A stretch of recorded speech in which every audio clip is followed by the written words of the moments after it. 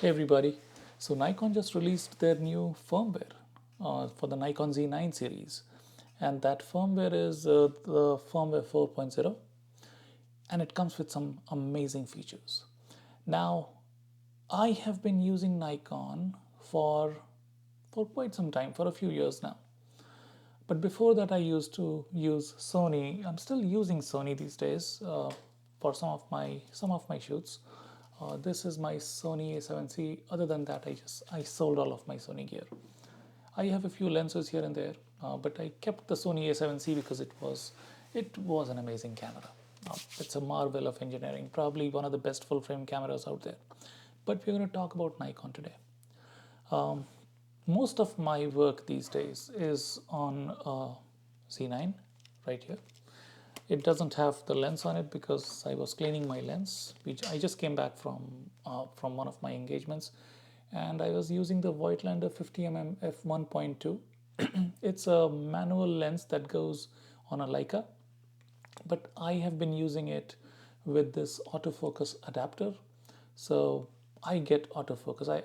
I have no complaints with autofocus. Sometimes it's slow, but that doesn't bother me because most of my shoot is during the daylight. Again, amazing lens combination. 50mm f1.2. Use it. It's $1,000 lens. Not a big deal. Back to the point. The firmware update that Nikon has released is fantastic, and what I realized is it has taken the camera up a huge level. If you look at the commitment that Nikon has for its user base, and I wish Canon and Sony had that level of commitment to its user base. On a single body, in the last 18 to 20 months, it has given three major updates. Firmware update 2.0, which was fantastic. It just converted a camera to the next level with amazing video specs. Then came firmware version 3.0, which was kind of sort of a good update, but yeah, it was a good update. Added some autofocus capabilities to video as well as photography. And yesterday I updated the latest firmware 4.0, which has taken an already um, amazing mixed camera. How do I say this? An hybrid camera to the next level. So as of today, with the complete feature sets that this camera has, I don't think there is any other device out there in the market that compares with it. Now I know Fro and some YouTubers who speak a lot about Sony might still be ranting about autofocus, but get it from me. Autofocus is not the only feature set in a camera. And by the way, the autofocus in a Nikon Z is fantastic. Fantastic.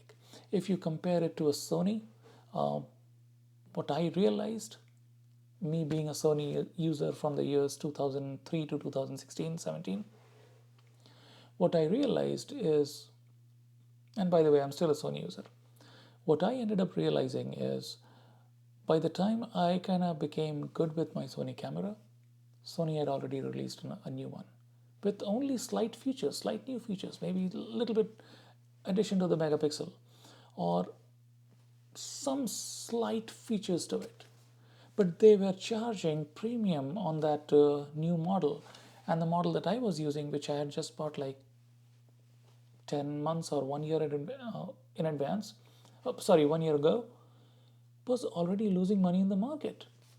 I did not like that from Sony because they were releasing model after model after model for certain technical features, something that Canon does as well. They keep on releasing new camera bodies, uh, with the only difference in one body to the other body is an addition to features. I did not like that. The other point that I did not like with with Sony was that they were charging more for the new bodies. And and this is the same thing with Canon. They were charging more for the new bodies, and the only difference was slight changes to the body, which I really didn't care about, but mostly new features. If you look at the Nikon, they have given us 3 cameras without charging a single dollar. What I had received back in March of 2022, and what I have today is a completely different device. It's a completely different set of features. It's a completely different workflow. If it was Canon or Nikon, if it was Canon or Sony, it would have been 3 generations of cameras with 3 different price points, where every older camera would be losing value. Nikon didn't do that to me, so I really appreciate the Nikon engineers and the company as a whole. The camera that's shooting me right now is a Nikon ZFC. Autofocus is, I can see the autofocus is right on my face and my eyes right now. Voice, volume, etc. Everything is working fine. I really like the image coming out of this picture, out of this camera. I use it quite a bit for my street photography. But again, to the point that the feature that Nikon brought was fantastic. I have no words on how to say thank you to them, because without decreasing the value of the camera, they keep on adding features that Canon and Sony would have done with their newer generation bodies, charging us more money. So, way to go, Nikon. Good job. Now, if you look at the features that I really liked in this new one, the firmware 4.0, the best feature, I mean, a lot of people talk about auto capture, and I think I'm going to use that, especially in a video recording setting where I'm going to set it up where if my speakers come from the side, be the left side or the right side, the camera will trigger the video at that point of time, and I can also choose my range in which it's going to autofocus, or the range in which it's going to trigger the camera. So if there are people sitting in the group in front of the speaker, I can remove those people. So if there is any movement of people in that area, the camera essentially does nothing. It would just focus on the speaker on the stage. So that's an amazing feature. And by the way, this is all being done automatically while I'll be out there somewhere near the stage taking photos. Kudos to Nikon for that.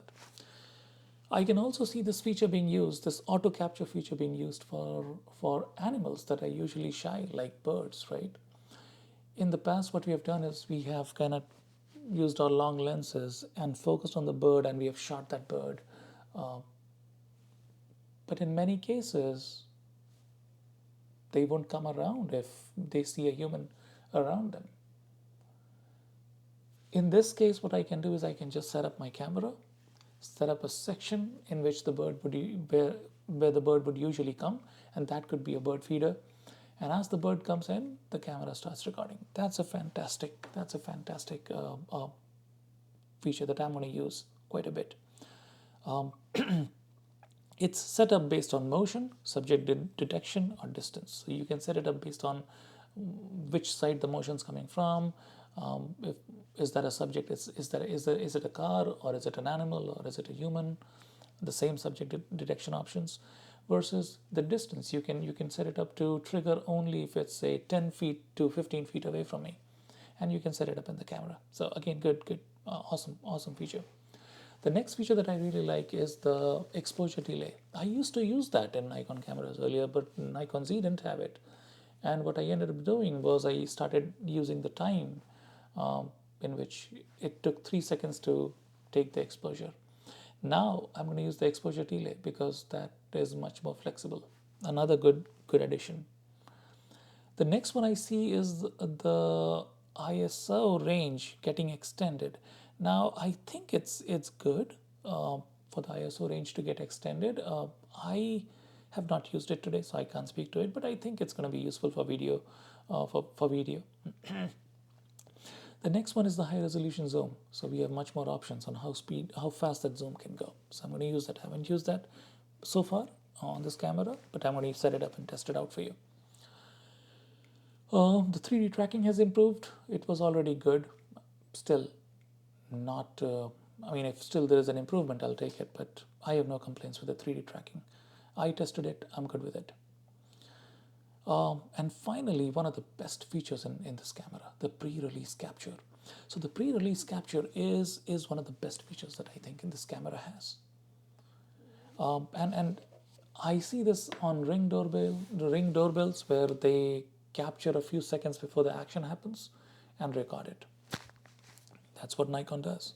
You place your finger on the trigger. You're not pressing it. You're not hitting the trigger, but you're just placing your finger on the trigger and slightly pressing that trigger, not to shoot a photo, but just pressing it.